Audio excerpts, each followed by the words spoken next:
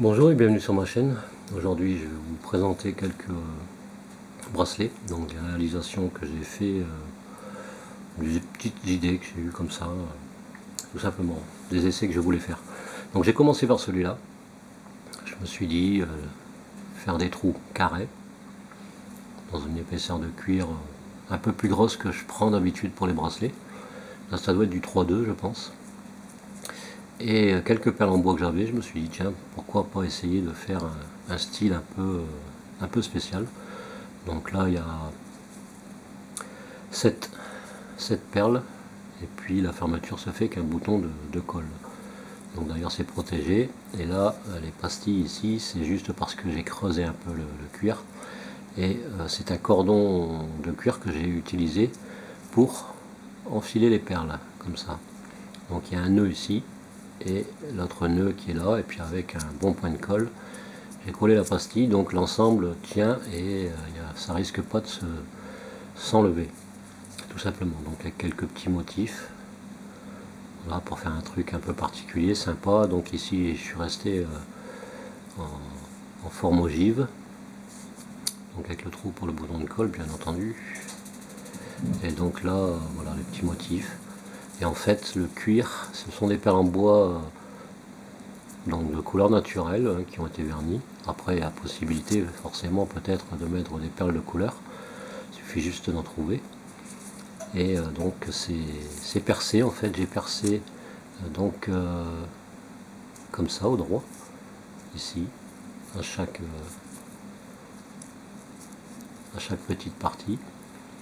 Et normalement, je ne sais pas si on va le voir, mais voilà, on a le cordon qui passe, vu que c'est du 3-2, qui passe sans aucun souci. Voilà.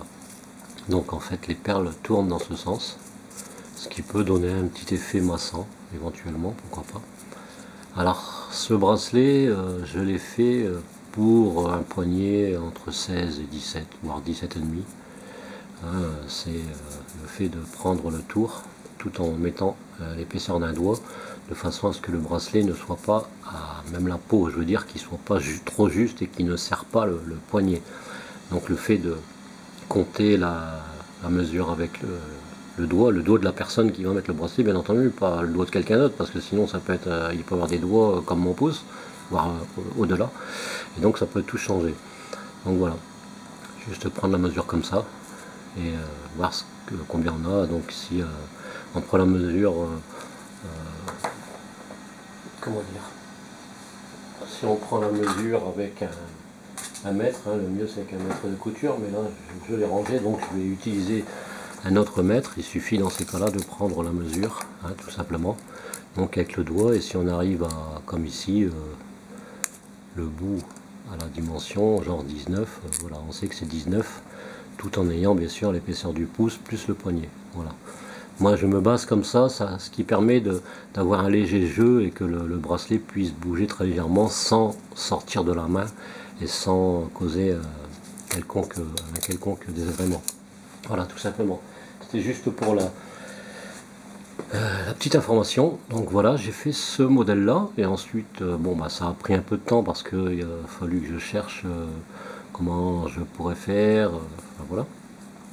Donc j'ai fait ce modèle. Ensuite je suis parti sur un autre modèle tout simple, donc avec un anneau, hein, il y a des anneaux de différents diamètres. Donc il y en a des beaucoup plus gros et des beaucoup plus petits. Donc les plus petits, il faudra mettre une lanière moins large, et par contre pour les plus gros mettre une lanière peut-être légèrement plus large. Voilà. Et là c'est aussi deux morceaux pour des petits poignets, parce qu'en général les femmes n'ont pas de gros poignets, hein. Toutes les personnes que je connais, souvent je prends la mesure des amis, des personnes que je connais, même des voisines ou autre chose, puis ce qui permet justement de me faire une idée à peu près de la taille que je qualifierais de standard entre guillemets. Et donc ça aide.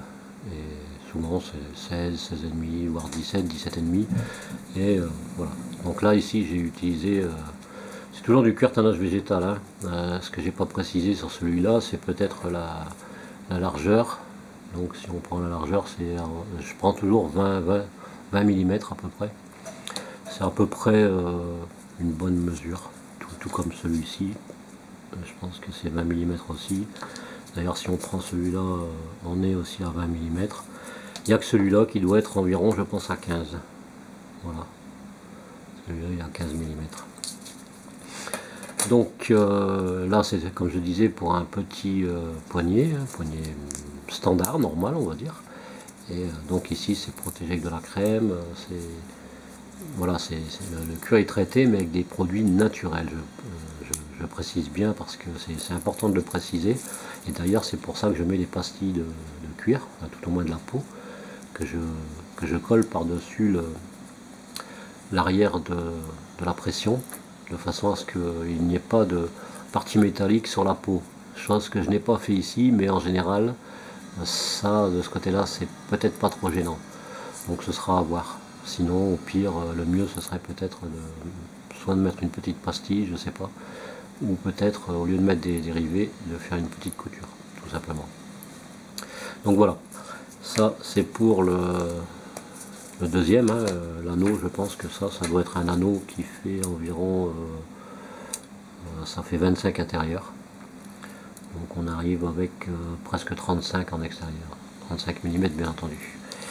Et l'épaisseur, ça doit être du 5 mm il me semble. Ouais, voilà, 5 mm. Donc ça c'est pour ces deux bracelets là. Ensuite je me suis dit pourquoi pas essayer de faire quelque chose d'autre. Alors j'avais déjà du lacet de cuir qui est ma foi assez épais, qui fait 5 mm. Hein, je vérifie, 5 mm, je dis bien de large.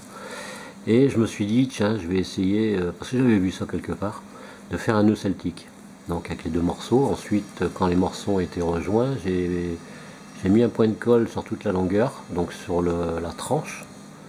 D'ailleurs ici je l'ai même désépaissi pour que ça part en biais, pour qu'il n'y ait pas que ça ne bute pas, que ce soit pas non plus disgracieux, parce que sinon c'est pas beau. Là on voit déjà la tranche, mais là je voulais pas que ça se voit. Donc avec il y a 5 points en croix. Donc voilà, après avoir collé les deux tranches entre elles, ça a permis de maintenir et puis de faciliter aussi la couture. Voilà, j'ai fait la même chose des deux côtés, donc on peut voir.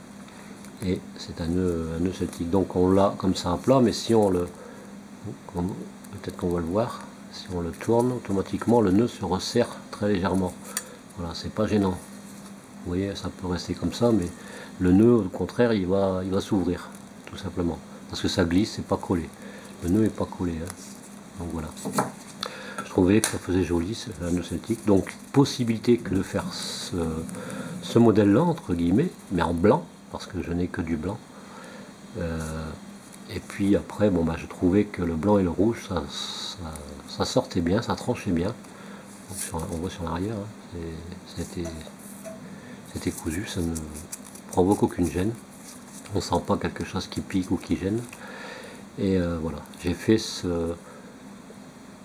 voilà, cette forme que je trouvais sympa, plus large sur le haut, et après partir avec une taille normale, donc de 20 mm, tout simplement.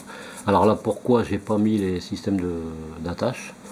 Tout simplement parce que, comme celui-là il est assez grand, parce que contrairement à ces deux-là, ces deux bracelets-là peuvent aller sur des poignets beaucoup plus gros. Donc si je vais essayer, parce que c'est pas évident derrière la caméra, voilà, juste pour montrer que en laissant un jeu, il y a de quoi faire. Voilà. Donc ce sera à mettre. Alors deux possibilités, soit bien entendu une pression, hein, c'est ce qu'on met assez souvent, ou un bouton de colle.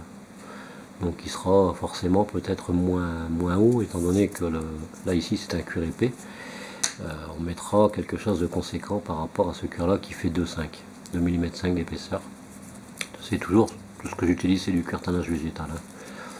Je ne prends pas du tannage minéral ou au chrome parce que ça peut provoquer des allergies et franchement je préfère du naturel.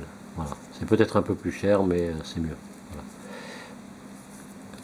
Ça c'est cuir naturel sur l'arrière. Ça va rester comme ça, juste avec un peu de crème pour le traiter. Voilà. Sinon là c'est une teinte à l'eau, vernis à eau, Voilà, c'est des produits que je vais qualifier de naturels, tout simplement.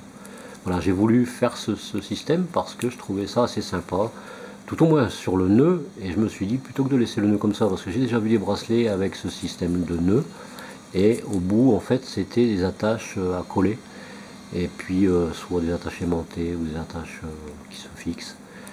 Bon, voilà. Je me suis dit pourquoi pas faire autrement, donc de le mettre sur une autre pièce de cuir, et donc de jouer avec deux couleurs. Le bracelet aurait pu être noir à la place du rouge, parce que le noir et le blanc ça suit bien, le rouge et le blanc ça suit bien, ça peut être bleu aussi éventuellement, une autre couleur. Ça c'est la couleur au choix, tout simplement.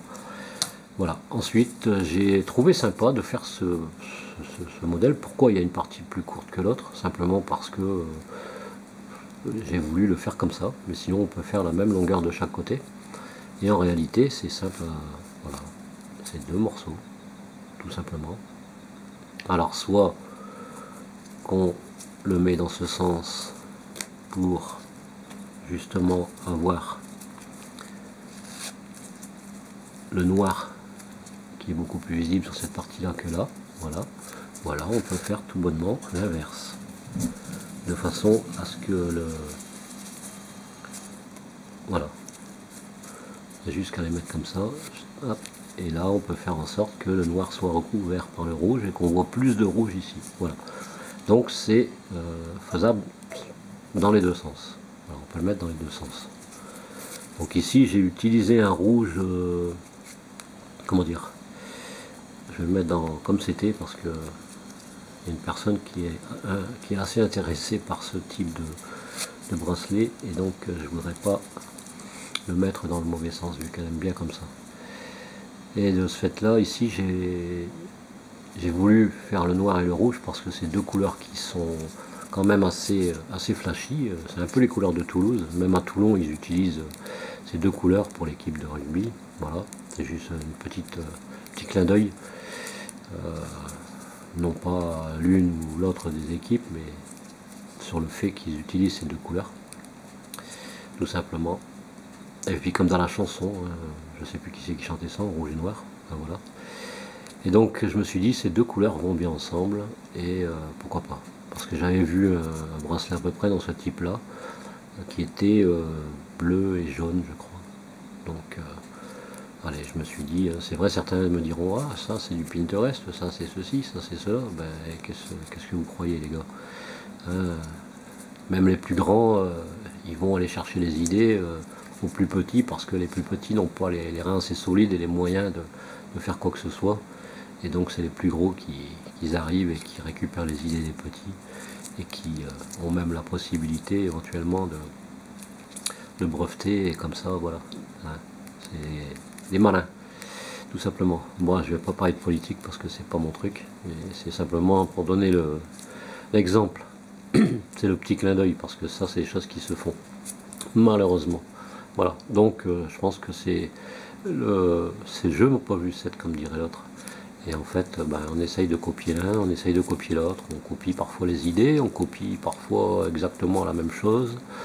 Et puis après, si on copie que l'idée, on peut faire le reste à notre sauce, de façon à avoir quelque chose de légèrement différent ou de complètement différent. Partir sur quelque chose, ma foi, d'assez sympa, sur une base intéressante, et puis de l'améliorer ou de la modifier tout bonnement. Voilà. Oui, c'est parfois encore un peu humide parce que je mets de la crème, et d'ailleurs c'est pour ça que je mets des gants, parce que la crème ça craint rien sur les doigts, mais après on a les doigts qui sont toujours légèrement un peu gras, donc c'est comme je mets une crème à base de cire d'abeille, naturelle je précise, tant soit pas, on a les mains un peu grasses, et si j'oublie d'aller me laver les mains et que je touche autre chose, ne serait-ce qu'un morceau de cuir sur lequel je suis en train de travailler, et puis que je fais une trace, bah après c'est terminé, hein, on verra la trace. Donc voilà, c'est pour ça que j'utilise des gants, tout simplement.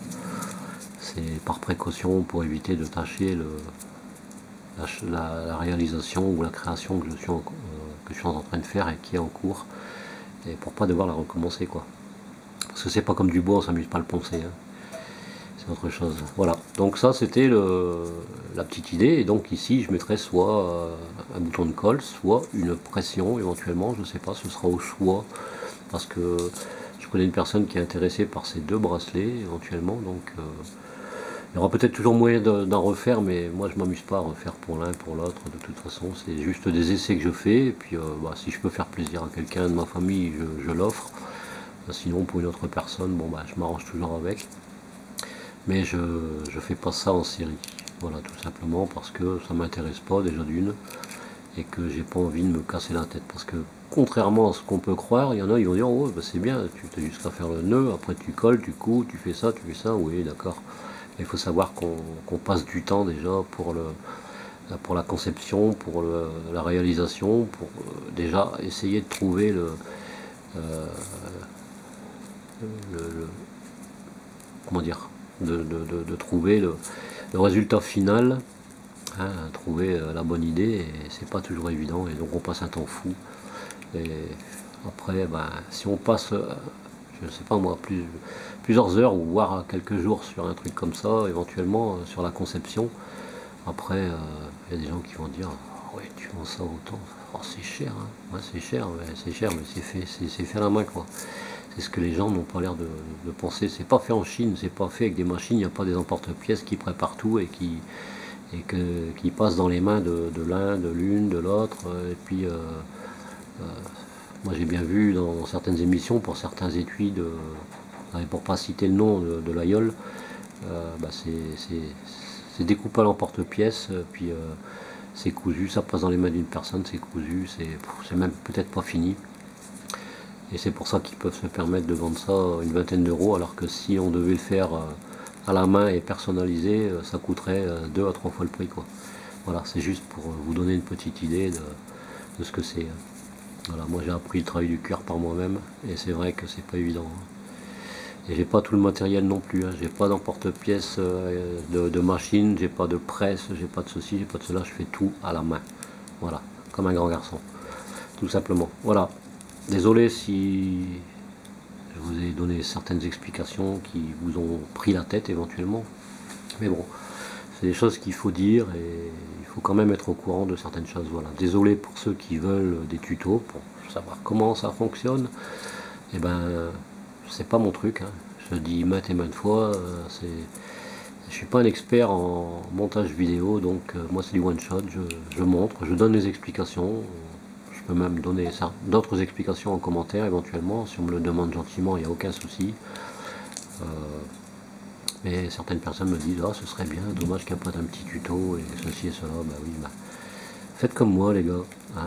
Moi j'ai appris tout seul, bah, je pense que si vous regardez comment c'est fait, moi le fait de voir comment ça a été fait, bah, j'essaye de le sortir en photo, et puis bah, j'ai la photo à côté de moi, puis j'essaye de passer le cordon pour de la même manière que je vois sur la photo, et puis finalement bah, j'arrive à faire le nœud. Voilà, c'est pas plus difficile que ça, il faut juste se donner un peu de peine, tout simplement. Et c'est comme ça que j'ai appris, c'est comme ça que j'ai fait les choses, petit à petit, comme on dit. Voilà, sur ce, bah, merci d'avoir regardé la vidéo, j'espère qu'elle vous aura plu et que ça vous donnera éventuellement des idées pour ceux qui savent travailler le cuir et qui veulent faire ce genre de choses. Voilà, c'est faisable. Si je montre cette vidéo, c'est parce que c'est dans l'esprit du partage en fait. Et donc, voilà, moi je suis pas commerçant, je suis juste quelqu'un qui a la passion du travail du cuir et qui fait ça pour son plus grand plaisir. Et pour le grand plaisir des autres éventuellement. Pourquoi pas. Allez, sur ce, je vous dis à très bientôt pour une prochaine vidéo. Et en attendant, portez-vous bien et profitez bien des meilleurs moments que vous pouvez avoir. Allez, bye bye.